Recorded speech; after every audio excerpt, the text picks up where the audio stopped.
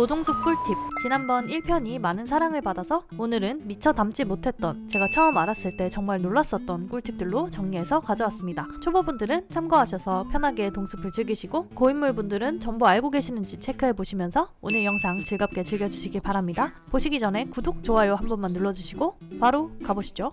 첫 번째, 단 2번의 클릭으로 화면 줌인을 하는 법이 있다는 사실 알고 계신가요? 보통 화면을 확대할 때는 어플을 켜고 카메라를 들어가서 X를 꾹 눌러서 확대하시는 분들이 많으실 텐데요. 설정으로 들어가서 본체로 가시면 화면 줌이라는 목록이 보입니다. 이걸 ON으로 바꿔주면 홈 버튼을 빠르게 2번 눌렀을 때 화면 확대를 할 수가 있는데요. 이 상태에서 홈 버튼을 다시 한번 누르면 확대한 상태 그대로 이동할 수가 있습니다. 기본 어플에 있는 카메라의 삼각대 고정과는 달라서 유저를 따라다니는 카메라가 돼요. 이 기능은 닌텐도 본체의 설정이라서 모동숲이 아니라 다른 게임에서도 적용이 가능합니다. 모동숲에서 사용할 때는 여우기의 미술품을 확인하는 용도로 가장 많이 사용해요.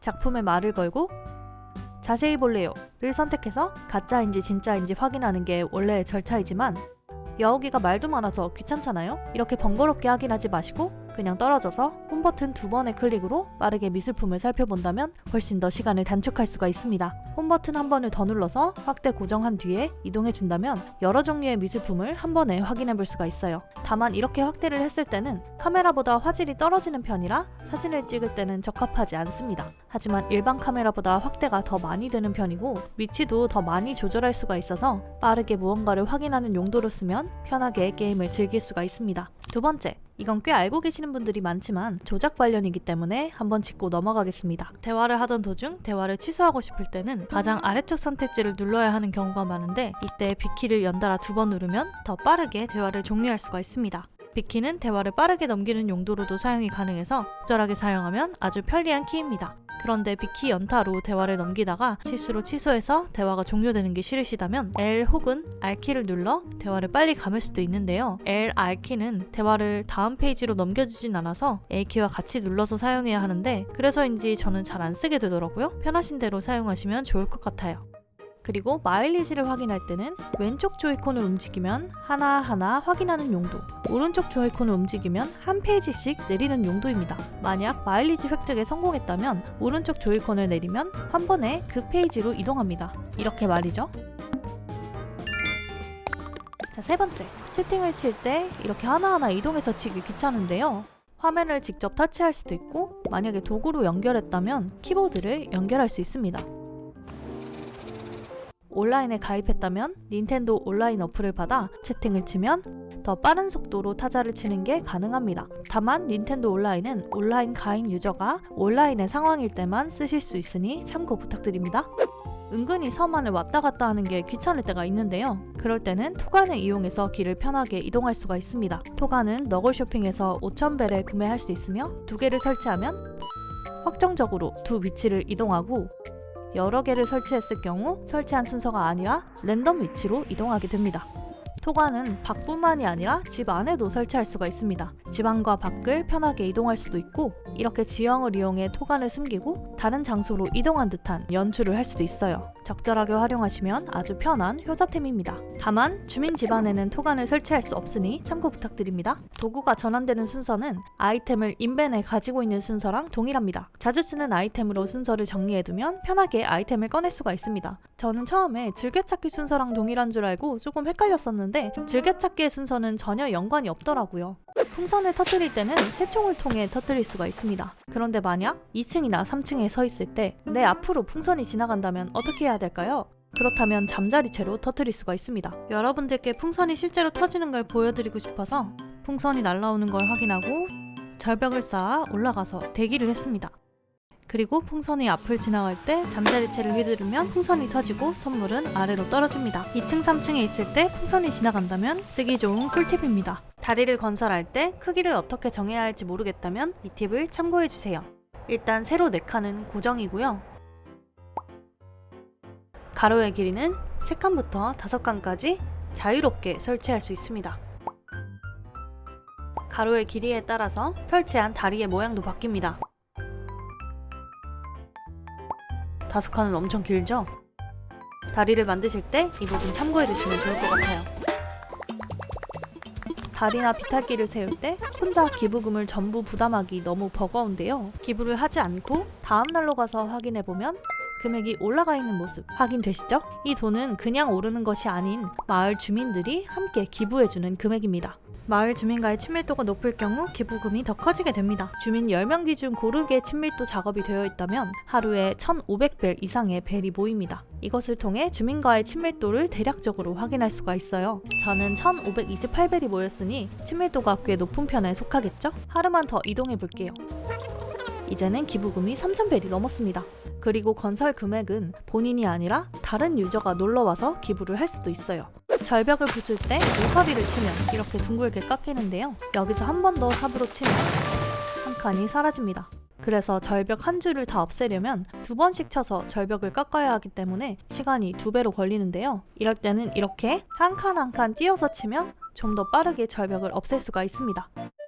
절벽을 2줄 이상 없애야 할 경우는 훨씬 더 쉬워요. 이렇게 안쪽 먼저 없애면 좀 더 빠르고 편하게 절벽을 없앨 수 있어요.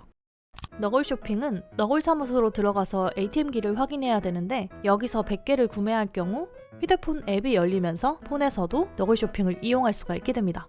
그리고 한번 주웠던 물건은 다시 팔거나 버리더라도 너굴 쇼핑에서 다시 구매를 할 수가 있어요. 아이템 위에는 아이템을 올릴 수가 있는데요. 대체로 큰 아이템 위에 동일한 크기의 아이템이나 작은 물건을 올려둘 수 있습니다. 이렇게 기둥 위에도 아이템을 올릴 수가 있고 높은 성벽 위에도 아이템을 올릴 수 있습니다. 섬 꾸미기 할 때 꽤 유용하게 사용할 수 있는 팁이에요. 집을 이동하거나 새로 세울 때 아이템이 있는 곳에 이사키트를 설치했다가는 전부 사라지게 되는데요.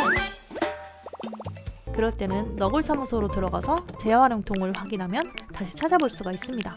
섬을 미리 꾸며볼 수 있는 사이트가 있습니다. 들어가시면 이렇게 강 하구의 위치를 선택해 대략적인 섬의 모양을 결정할 수 있고요. 누르면 더 디테일한 섬의 모양을 선택할 수 있습니다. 본인 섬과 똑같은 지형이 없다면 최대한 비슷한 지도를 선택한 뒤에 디테일한 모양으로 수정할 수가 있습니다. 건물이나 다리 비탈길도 놓아볼 수 있고 광장이랑 비행장 위치도 수정할 수 있어요. 섬을 꾸미기 전에 이 사이트를 이용해서 대략적인 모양을 잡아둔다면 훨씬 더 편하게 섬을 꾸밀 수가 있습니다.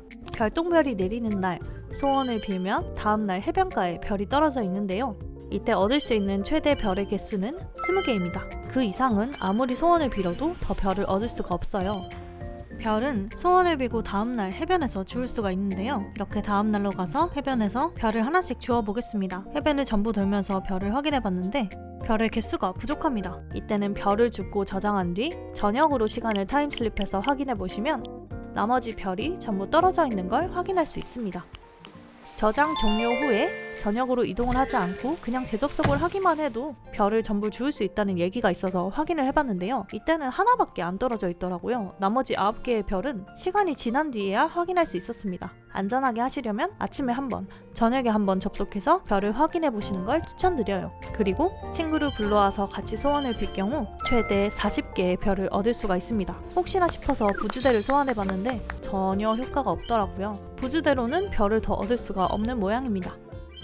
해피홈을 구매하신 분들 많으시죠? 월요일에 해피홈에 접속했을 때 병원에 방문하면 무판이의 할머니를 만날 수가 있습니다. 말을 걸면 공짜로 물을 줍니다. 많이 주는 건 아니지만 소소한 재미이기도 하고요. 깜빡하고 물을 사지 못했을 때 자금으로 활용할 수가 있습니다. 해피홈의 사무소에 오면 쿠키로 아이템을 살 수가 있는데 일정 개수의 아이템을 구매했을 경우에는 이렇게 상점이 열립니다. 훨씬 더 다양한 아이템을 구매할 수가 있는데요. 이걸 모르시는 분들이 은근히 많더라고요. 활용하시면 풀카타를 하지 않아도 훨씬 편하게 아이템을 살 수가 있어요. 꽃이 번지는 건 엄청 귀찮은 일입니다. 꽃은 앞, 뒤, 옆뿐만이 아니라 대각선으로도 번지기 때문에 각별한 주의가 필요합니다. 꽃은 일일이 하나하나 파내야 하기 때문에 일부러 번식시키는 경우가 아니라면 미리 막아두는 편이 편리합니다. 이렇게 울타리로 꽃이 번식하는 걸 막아줄 수도 있지만 마이 디자인을 이용해서 경로를 막는 편이 저는 제일 편하더라고요. 아직 선꾸를 하지 않은 상태라면 색이 있는 마이 디자인을 깔아서 막은 부분과 아닌 부분을 확실하게 표시해두는 편이 좋고 섬의 조경을 해치고 싶지 않다면 투명 마이 디자인을 사용해서 꽃이 번지는 걸 막으면 됩니다. 투명 마이 디자인은 투명색으로 배경을 전부 칠한 뒤에 저장을 하면 쉽게 만들 수가 있습니다. 꽃을 치울 때는 하나하나 팔기가 귀찮은 경우가 많은데 그럴 때는 쓰레기통을 활용하면 됩니다.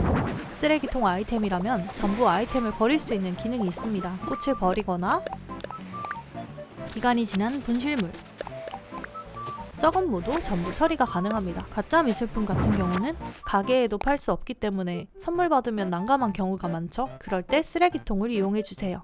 벨 한 푼이 더 소중하다면 꽃을 그냥 파는 것보다 이렇게 꽃머리를 먼저 따고 줄기를 파서 버리는 게 더 많은 돈을 받을 수가 있습니다. 초록국화의 경우 그냥 팔았을 경우 240벨, 머리를 따서 줄기와 꽃머리를 팔았을 때 480벨인데요. 초록국화는 저렴해서 별로 티가 안 나지만 이렇게 황금장미일 경우 그냥 팔았을 경우 1000벨, 따로 따서 팔았을 경우 2000벨이기 때문에 차이가 심합니다. 이 부분을 잘 활용하시면 벨을 조금 더 버실 수 있어요. 오늘은 이렇게 저번에 차마 담지 못한 모동숲 꿀팁을 마저 가져왔는데요. 다음 영상도 즐겁고 유용한 영상으로 찾아오도록 하겠습니다. 도움이 되셨으면 좋겠네요. 그럼 안녕!